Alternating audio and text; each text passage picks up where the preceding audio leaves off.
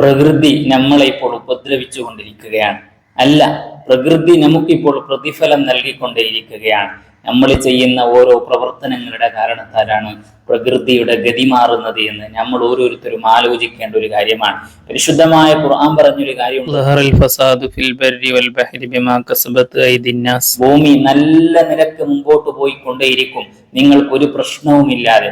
അതേ സമയത്ത് നിങ്ങൾ അതിനെ ബുദ്ധിമുട്ടിക്കുകയാണ് എങ്കിൽ അതിനിക്ക് വേണ്ടതൊക്കെ വേണ്ടതുപോലെ നൽകിയത് തന്നെ തിരിച്ചെടുക്കുന്ന ഒരു ഗതിയാണ് നിങ്ങളിൽ ഉണ്ടാവുക എങ്കിൽ വല്ലാണ്ടങ്ങ് ഉപദ്രവിച്ചു കളയും. നമുക്ക് സഹിക്കാൻ പോലും പറ്റാത്ത തരത്തിൽ. നമ്മളൊന്ന് ആലോചിച്ച് നോക്കുക, ഇന്ന് നമ്മുടെ നാട്ടിൽ നടക്കുന്ന ഈ പ്രശ്നങ്ങൾക്ക് മുഴുവനത്തിനുള്ള കാരണം ഒന്നിരിക്കെ നമ്മൾ തന്നെയല്ലേ? നമ്മൾ അതിനിക്ക് വേണ്ട, ഭൂമിക്ക് വേണ്ട പലതും നമ്മൾ നൽകിയില്ല. വെള്ളം കടക്കാനുള്ള അവസരങ്ങൾ നൽകിയില്ല. അതേപോലെ തന്നെ വൃക്ഷങ്ങളെല്ലാം വെട്ടി നശിപ്പിച്ചു. ആ സമയത്ത് പ്രകൃതി നമ്മളെയും ഒന്ന് ദ്രോഹിച്ചു.